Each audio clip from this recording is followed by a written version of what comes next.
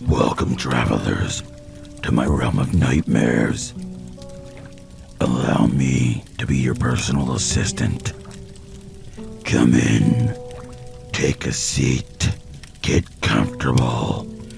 For when you step into my realm, there's no stepping out. Hello, travelers. PA Nightmares here. I've noticed that over 30% of my viewers are not subscribed to the channel. So, if you're a new or a returning viewer and you haven't subscribed to the channel, please consider hitting that subscribe button. And if you like what I do, liking the video and commenting as well, as it really helps push this video into the algorithm and it really does help the channel grow. Well, I've taken enough of your time. On to the main event.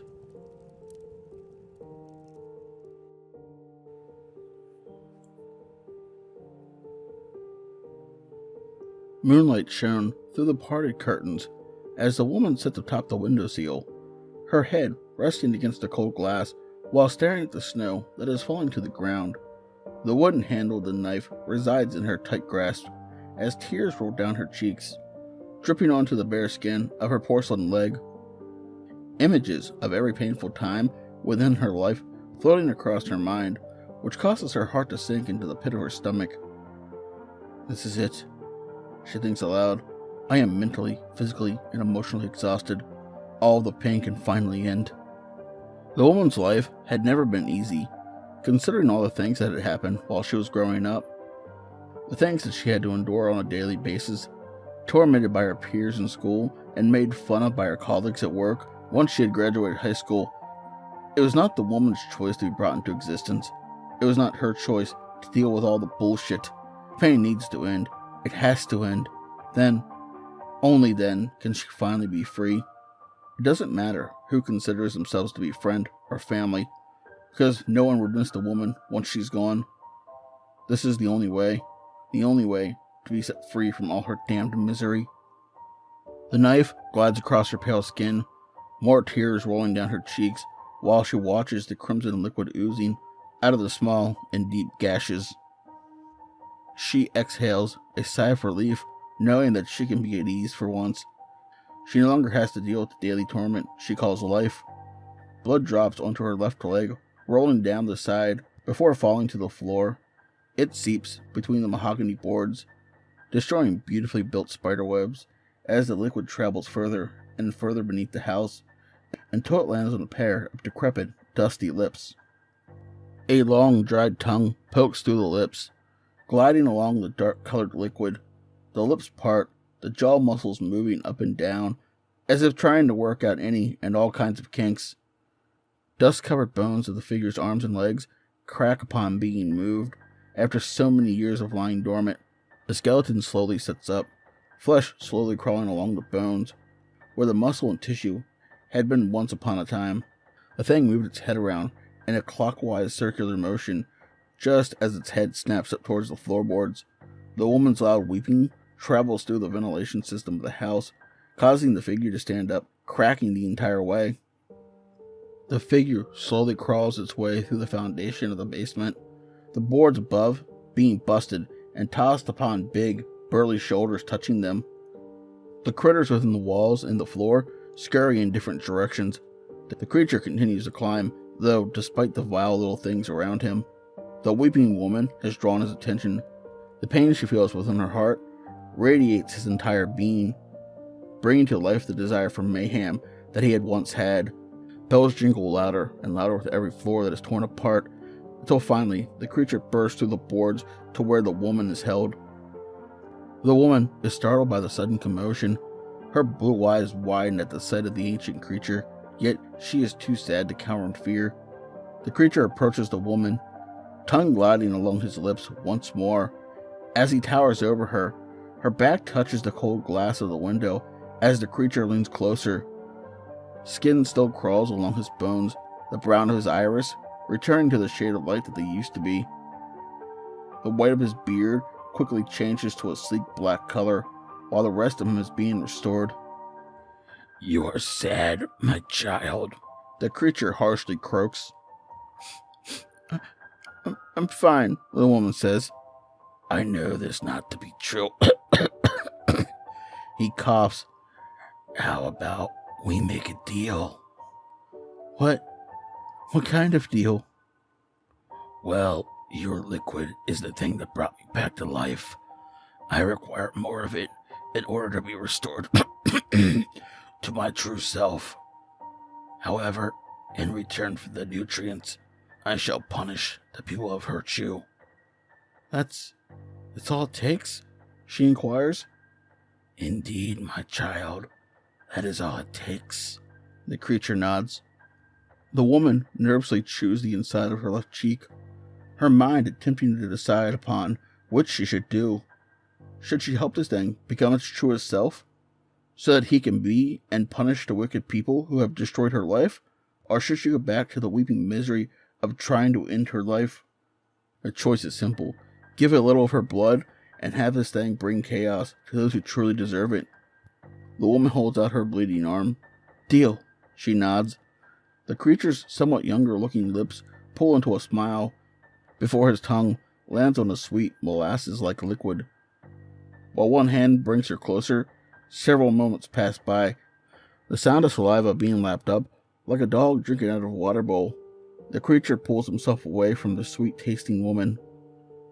By Christmas morning, those who are truly wicked will be punished. He chuckles. The creature stands up, his fur darker than what it had just been a few minutes prior. He gives her one wicked smile before disappearing into thin air. The woman stands up from the place she had been sitting and anxiously begins to pace across the room. Will this creature truly keep his word and actually punish the people that deserve it? The ringing of bell sounds, a belt swaying to and fro as someone takes large strides towards a large open field where two houses stand. The first house is small, 1 story tall, with beautiful white lights strung along the railing and the pillars of the porch. There is an inflatable snowman sitting beside the staircase, where footprints suddenly appear, first on the bottom stair, slowly ascending the staircase, until finally stopping on the landing of the concrete porch. A sound of a few knocks on the front door, sound as soon as the handle starts to jiggle. This causes a light in the house to turn on, the door being quickly swung open by a groggy-looking man. The dazed expression on his face as he peers his head out the door, looking to his left, then to his right, only to see nothing. The door is quickly shut to keep the cold air out and the warmth of the fireplace in. However, something loud hits the top of the roof. What the fuck? The groggy man wonders aloud. Bells loudly echo in the man's ears. It doesn't appear to wake up anyone else who may lie asleep within the house. The man throws his hands over his ears, dropping to his knees because of how painful the ringing is. A dark figure leisurely approaches the kneeling man. A dirty old sack lands on the floor, just as the figure extends a large black hand with lanky fingers. The man's entire body tenses upon feeling the fingernails landing in his hair. His hands fall to his side while his face drains of all color. It seems like the man is fully aware of what is happening, of what is lurking in the shadows behind him, about what is touching him. The man's jaw falls agape, as if he were going to speak. However, he isn't given the chance. Those long fingernails dig into the temples on each side of the man's head. Blood begins to seep out of the small puncture wounds as those dirty nails dig deeper and deeper into the man's skull. Bone crunching echoes through the quiet room. The only other noise being heard is the sound of the crackling fire. Muscle, tissue, and even some veins fall to the floor as the wound in the man's head grows wider. The hands make a sudden upward motion, splitting the temple wide open. Brain matter lands on the floor in a messy red clump. The figure grabs the left arm of the man's body, chuckling loudly as he stuffs the limp body into the red sack. Every room is empty. Upon the figure taking a look into them, he disappears from sight, only to once again appear at the second house. The door is knocked on. The handle jiggles, much like the first house. Hell, even the light turns on. Yet, this time, there was no banging on the roof. No, both people whom needed to be punished were standing in the upstairs hallway. A short blonde-haired woman stands in the front of the staircase, her hand tightly pressed against her ear, attempting to stop the ringing. The man standing just behind her places his hand on her shoulder, like he is trying to figure out what is going on, but he too drops to his knees. The ringing in his ears has begun, and there is nothing they are able to do about it. The dark figure approaches the woman. His hands grab a hold of her shoulders before pushing her to the left, a rusty nail sticking out of the woman's throat before she even had a chance to scream. Crimson liquid rolls down her chin, all evidence of life now leaving her eyes as her body goes limp. The man screams out in horror at the sight of him. The figure now turns to him, a sinister smile on his grotesque-looking lips. The man's eyes widen as the figures brighten, a truly evil glimmer in his eyes. The man quickly crawls to his feet. His slippers slide across the hardwood floor as he runs towards the end of the hallway. His hands struggle with the handle of the door. Heavy footsteps slowly approach him. The door swings open, only to reveal the tall, dark figure, belt swaying to and fro as the bells begin to jingle again. The figure's hand reaches out and grabs a hold of the man's throat, his fingernails digging into the man's throat. Yet he doesn't squeeze. No, the figure lifts the man up from the ground and slams its head into a nearby mirror. The mirror shatters into many different sized shards, and the biggest shard possible punctures the man's left eye. The tip of the glass protrudes out of the back of his head as the figure chuckles maniacally. The figure heavily stomps his way out of the darkened hallway, one small stride at a time, as he drags the victim's body behind him, a trail of smeared blood being the only evidence of the crime behind.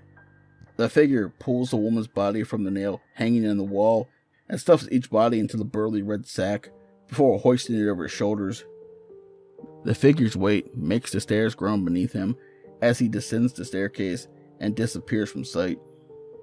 The woman, whom was weeping not long ago, still paces around the room she had been confined to when the figure appears. He drops the burly red sack on the hardwood floor, which startles the woman. He unties the golden string from the top of the sack, the three bodies of her truly evil companions spilling onto the floor. The figure satisfyingly smirks down at the woman, proud of the work he had promised to accomplish by dawn of Christmas Day, a promise he kept true. The woman's eyes widen for a mere moment, shock consuming her face, yet it quickly disappears once she looks up at the creature. A small smile crept onto her lips as she takes a step closer to him. My word to you has been kept, as is your promise. Our deal has come to an end, and your pain shall now end, the figure says. Thank you, Krampus, the woman nods. Krampus shoves the bodies of his victims into the red sack once more, retying the gold ribbon before placing his hand on the woman's cheek. He gives her an understanding and sincere smile before disappearing. The woman is not able to hear the ringing of the bells as Krampus trudges down the sidewalk, the frigid winter wind blowing through his beard, as well as his hair. Blood, pure and sweet, innocent when tasted, had been the one thing to bring the Christmas devil back from his slumber. The pain of an innocent young woman had made his desire to continue punishing the wicked grow stronger. Blood in its truest form is the reason why Krampus continues to deliver his punishments. Be careful when listening to the wind on Christmas Eve.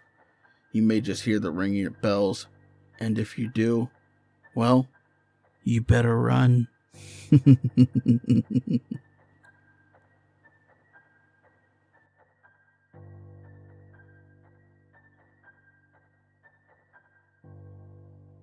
I would like to thank tonight's author or authors for allowing me to use their works.